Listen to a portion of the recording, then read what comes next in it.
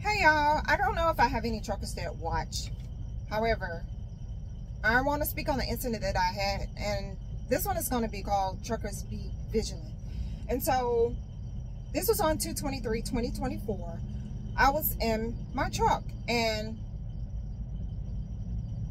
I was at this rest area, and at about 5:58 p.m. it was kind of dusk. It wasn't dark, but it was kind of dusk. This white male came and knocked on my door. Normally I won't even look out, but there have been times where I've been like a little bit on the line and then the next driver can't get in, and so I have moved up for drivers before. Being nice. They ain't gonna do the same for you, but being nice. And so I cracked my window and I said, "What's up?" And he was like, before I scanned and I looked at everybody was standing, it was like 5 Caucasian males, and they were all standing there laughing. 2 was kind of like dressed like truck drivers. You know, you kind of have either you're gonna have on a vest, you're gonna have on flannel if it's cold, you're gonna have on the little trucker hat and all of that. And so they were standing looking at the ground and laughing. There was an older white male. He was squat down to the ground, and one had a black eye. That's a clue right there. I don't know why you got whooped up. And then the other couple, they were like just standing there laughing, looking down. And so the one guy that knocked, he was a big tall guy, and he looked like he was about 6'7". He was a big old tall guy. And so he was like, "Get out, come on, you gotta see this." His voice was so annoying and menacing to my spirit. So the papa told me, you know, they were planning nefarious deeds. And so whenever the guy that was squatting down to the ground, he had his back to me, but he had his back to me just right. So if I leaned forward, I still couldn't see what he was doing unless you get out and go see what he's doing. Now, y'all know I was not getting my behind out this truck to go see what 5 Caucasian males was doing that was so funny on the ground. That don't even make sense. And so the one that knocked, by the maybe second or third time he said it, I was so annoyed and I got war in my heart. Y'all know I say I'll get war in my heart. I got war in my heart. And I looked at him, I said, "I'm not getting out." And so I rolled my window back up and snatched my curtain closed. It's like, the hell y'all think this is? And so, you know, I fussed all the way to the back. I was like, I had war in my heart just that quick, because I'm like, now why? So let me tell you what happened. When I pulled up, I noticed that it was this old truck sitting to the right on my passenger side. And I looked at him and I know he was looking at me. So he gets out, his door was open. That's where you'll ever see a trucker sit there with their door wide open like that. His door was open, he was sitting there, and he gets out the truck, walks, take a look, and walk back to his trailer. Wasn't doing nothing, because I'm watching him the whole time. Go back, get back in the truck, and then he calls someone. He calls whoever that's parked over on the other side and the other trucker that was with him, because there was another one with him. And then there are civilian cars that were parked on the other side, waiting as well. Let me move on. And so whenever I did that, they stayed there like maybe 2 minutes. And so I was like, you know, "Papa, should I call the police?" He was like, "No, I will drop them where they stand." "Okay, Papa, I'm going to sleep." That's just what I did. I'm not gonna be sitting on the edge of the bed. "Oh, nope, that ain't her no more." I don't do that. I trust what my papa say, and whatever he say, wherever he say go, whatever he say do, that's what I'm gonna do. And that's that. Nobody's gonna stop it. Nobody. And I am sure of that thing. And so the next morning when I got up, Papa said, "Don't leave until 10 o'clock. My behind, I was curious. I wanted to see if he was still there. So at 9:58, I peeked out. Guess who was in front of the truck? It was a state trooper parked right in front of my truck and was talking to the one that was sitting there. This is how I know that they obtained their CDL, but they are traffickers.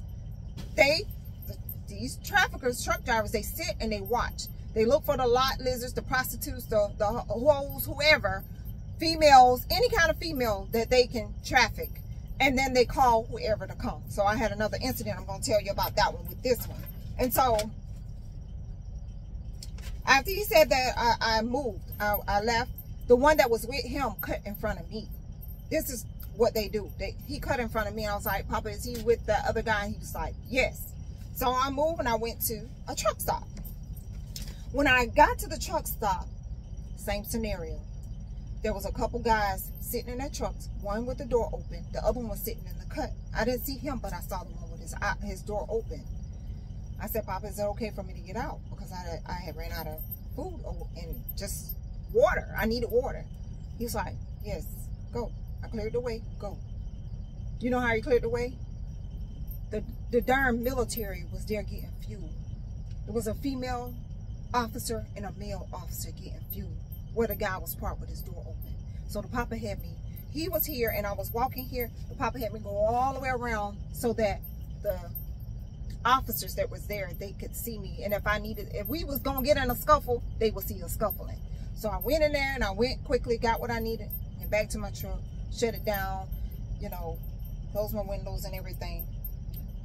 The next morning, I was going to get gas. The Papa said, no, don't get gas. Or fuel, excuse me, don't get fuel. So I went around the little fuel pump because I was already headed that way. I had to go back around to get out. The other joker was sitting in his truck in the cut in the dark, y'all. Normally I would take my trash out. He told me not to get out at all because it was dark. I went back around. It looked just like the guy that was at the previous rest area. With the hat, he put his head down, y'all. He put his head down so I couldn't see his face. So I left.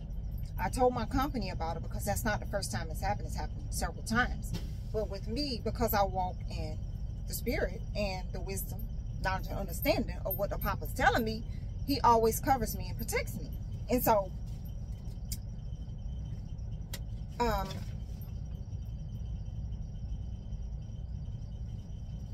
me see. That other joker, he rushed to pull off in front of me because this is the part I forgot. I started writing down his information. He saw me write down his information. He took off real fast. And so once he took off real fast in front of me, and as I was pulling out, the other truck that was with him pulled out, cut out in front of me real fast as well. And so the other incident just happened maybe 2 weeks ago, possibly. Maybe 2 weeks ago, if that. And I was getting fuel, the same scenario. It was a guy sitting over in his semi-truck, and he was looking at me. And for me, I always scan. I scan everything. I'm like walking and looking, I'll scan. Even if it looked like my head is down, I'm thinking. And then the Papa's like, hold your head up. And then I'll hold my head up and I'll keep scanning. And so he called the person. They came in a fancy BMW, pulled all the way where the trucks were, pulled only in front of my truck, looked me in my face, and I looked him right back, and I gave him a look like, I wish you would. I had just finished pumping my fuel. And so that's not the first time. This is like the maybe 4th, 5th time that this has happened to me. It happened last year sometime too. A fancy black truck came over to where we were, where the truck's parked. We locked eyes and I gave him the same look. And so for me, I don't dress promiscuous. I have on a whole bunch of clothes, y'all. I wear my vest all the time. You know, sometimes I don't wear my vest, but most of the time it's like a uniform. I'm fully dressed. Jeans, cowboy boots, cowgirl boots, every day. Same thing. So I don't dress promiscuous. I dress all the way down. I don't wear makeup. I don't do my hair fancy out here. None of that. I'm me. And I'm not going to change for nobody. And so when I'm off, I do it a little different. But when I'm out here, I try to be professional. You're going to respect me because I respect you if you respect me, because some of these are nefarious dogs and they try to make it difficult for you in a slick way. And so, but then they respect you when they see you do the job. I don't ask nobody for help. Although people want to help me, I just say, I got it. I'm good. I got it. At this point, I got it. But, you know, in the beginning, it's things that I still needed to learn. That's almost 2 years ago. It's things that I still needed to learn. And so, and I still learn to this day. I'll watch these guys and I learn from them, you know, unknowingly. And so that's pretty much it. And I say this to say, be vigilant, because even if you're a male, they might ask you for help and then try to rob you. You know what I'm saying? Some of these truck drivers are found dead in their trucks with gunshot wounds. Like they try to find people that they feel that they can overcome, or that they feel like is an easy target. But you choosing the wrong one, because I got Jesus fighting for me, baby. You're going to be in trouble, because I know that from the crown of my head to the soles of my feet, I know I'm covered. And I know he'll send his warring angels, destroying angels, and everything else on my behalf. That I do know. And so I just want to say, just be vigilant, be sober, be alert. And that's it on this one, y'all. I just had to share this. Sometimes it's just, you know, letting other people know what it is. It's not always easy, but I don't fear nothing. Like, I use the wisdom of the Lord. That's all I can say. And so that's it. Jesus be with you. Until the next video.